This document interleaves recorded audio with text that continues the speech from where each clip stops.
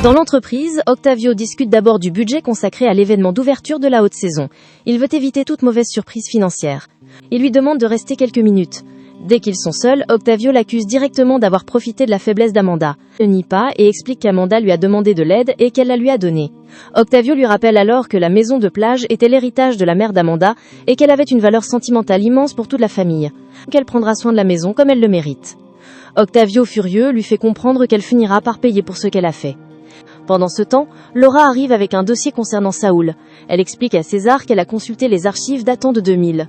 Elles contiennent des informations sur l'affaire qui a conduit Saoul en prison, mais aucune preuve permettant d'identifier clairement son complice.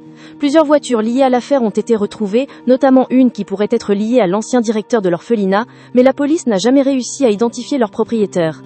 César trouve l'affaire extrêmement suspecte. César veut immédiatement se rendre au centre pénitentiaire de l'Alcazaba pour interroger Saoul. Laura l'arrête cependant. Saoul est sur le point de sortir de prison et une visite de César pourrait éveiller les soupçons. Elle lui promet qu'elle fera tout pour organiser une rencontre avec lui dès sa libération. César finit par accepter tout en restant convaincu que Saoul pourrait détenir une information essentielle sur le passé d'Octavio. Pendant ce temps, Octavio demande à Mendes de lui fournir un rapport complet sur César. Il veut tout savoir sur sa famille, ses liens avec l'Espagne, et surtout comprendre pourquoi César fouille dans son passé. Mendes lui promet de se renseigner. Octavio demande ensuite à Emilio si la mission concernant Amanda a été menée à bien. Emilio confirme que tout le monde a été prévenu. Octavio le met toutefois en garde. Il ne veut pas que son côté sentimental lui fasse perdre de vue ce qu'il doit faire. Dans la boutique, Amanda poursuit ses recherches pour trouver quelqu'un capable de réaliser les travaux. Elle contacte plusieurs personnes, mais les réponses sont toujours négatives. Elle finit par demander de l'aide à Ricardo. Celui-ci lui explique qu'il ne peut pas se libérer immédiatement car il a ses propres obligations et ne veut pas mettre en danger les affaires de sa famille. Amanda comprend, même si elle est déçue. Elle lui confie alors qu'elle commence à regretter d'avoir vendu la maison de sa mère. Elle tente de la rassurer et lui rappelle que cette maison lui appartenait et qu'elle avait le droit de décider ce qu'elle voulait en faire. Il lui conseille surtout de ne pas abandonner son projet à cause des difficultés du début. De son côté, César accompagne sa mère dans un lieu chargé de souvenirs.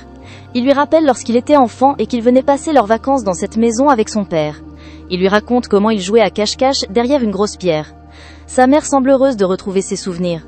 César lui promet qu'elle ne sera plus jamais seule et qu'il sera présent chaque jour auprès d'elle. Pendant ce temps, Patricia se rend chez le docteur Garet pour connaître les résultats des examens de Julia. Le médecin lui annonce que le bébé est en parfaite santé et qu'aucune maladie congénitale n'a été détectée. Patricia se concentre alors sur un autre problème, l'identité du père. Garet lui explique que les examens médicaux ne permettent évidemment pas de déterminer l'origine raciale du bébé. Patricia panique à l'idée que l'enfant puisse avoir des caractéristiques physiques qui ne correspondent pas à celles de David. Garet lui conseille d'arrêter immédiatement son plan car il devient de plus en plus dangereux. Patricia refuse pourtant de renoncer et repart directement chez Julia pour obtenir des réponses.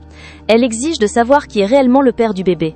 Julia tente de garder le secret, mais Patricia insiste. Elle explique qu'elle doit absolument savoir à quoi s'attendre et que l'enfant doit pouvoir être présenté comme celui de David et d'elle, sans éveiller le moindre soupçon. Julia comprend alors jusqu'où Patricia est prête à aller pour maintenir son mensonge. Pendant ce temps, César remercie Amanda pour l'attention qu'elle porte à sa mère. Et lui explique que depuis qu'Amanda est présente, sa mère semble beaucoup plus heureuse. Elle lui parle d'art, de cuisine, du Mexique et de nombreux souvenirs qu'elle avait oubliés. Amanda est touchée par cette confiance. César et Amanda continuent ensuite à discuter de sa mère. César raconte qu'elle possède une mémoire impressionnante. Parfois elle semble oublier certaines choses, puis elle se rappelle soudainement de petits détails du passé. Amanda comprend que cette femme conserve encore énormément de souvenirs de sa famille. Pendant ce temps, Alvaro reste seul à travailler. Amanda vient le voir, il se montre immédiatement amer et lui reproche de l'avoir oublié en seulement 2 jours. Il lui demande comment elle peut être aussi calme après leur rupture. Amanda tente de lui expliquer qu'elle ne ressent simplement plus la même chose pour lui. Alvaro refuse de l'accepter et lui demande si elle a quitté pour quelqu'un d'autre. Amanda nie et lui dit qu'elle ne sait pas exactement ce qui s'est passé, mais qu'elle sait une chose, elle ne l'aime plus comme avant. Alvaro est profondément blessé. Une fois Amanda partie, Alvaro reste seul avec ses souvenirs. Il repense au moment où il lui avait promis qu'il serait engagé pour toujours. La douleur de la rupture devient de plus en plus forte et il commence à boire. Plus tard, Patricia le retrouve dans cet état. Elle décide de le ramener chez lui. Alvaro veut absolument aller voir Amanda pour lui parler, mais Patricia refuse de le laisser faire une scène alors qu'il est ivre. Elle finit par le convaincre de monter en voiture. Par ailleurs, Monica explique à Octavio pourquoi elle est allée en prison pour essayer de voir Saoul. Elle avoue que la mort de Doña Beatriz a réveillé de vieux souvenirs. Octavio tente de la rassurer et lui demande de laisser cette histoire derrière elle.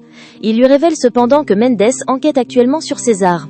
Le lendemain, Patricia revient auprès de Julia avec une quantité impressionnante de vitamines et de compléments. Elle lui donne du fer, de la vitamine D, du calcium et lui rappelle de continuer l'acide folique. Elle lui apporte également une montre connectée destinée à surveiller son rythme cardiaque, sa tension, son sommeil et son taux d'oxygène. Patricia veut ensuite faire des exercices à Julia. Elle lui explique qu'elle doit prendre soin de son corps et commence à lui montrer des mouvements adaptés à la grossesse. Julia se montre peu enthousiaste, mais Patricia insiste pour qu'elle les fasse correctement. David arrive soudainement et sur qui est cette femme? Patricia invente alors une explication. Julia serait sa doula, une accompagnatrice spécialisée dans la grossesse. Elle prétend qu'elle l'aide à faire les exercices et à gérer l'aspect émotionnel de la grossesse.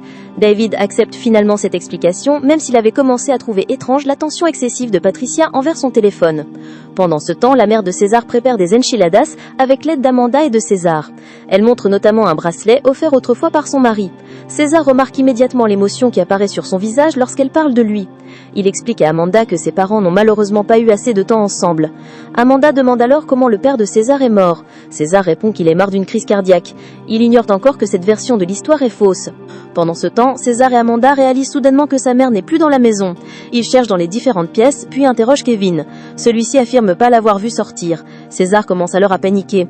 Il se souvient des paroles que sa mère lui avait adressées auparavant. Elle lui avait demandé de rester à ses côtés pendant les moments où elle serait encore lucide et de ne jamais la laisser seule. César lui avait promis de ne jamais l'abandonner. Amanda tente de le calmer, mais César sait que quelque chose ne va pas. Ils partent immédiatement à sa recherche. Kevin reste à la maison au cas où elle reviendrait. César et Amanda se séparent pour couvrir davantage de terrain. Amanda prend la voiture et commence à chercher sur les routes environnantes. César continue à pied, appelant sans cesse sa mère. Après plusieurs recherches infructueuses, Amanda appelle César. Elle lui explique qu'elle ne retrouve toujours pas sa mère et pense qu'il est temps de prévenir la police.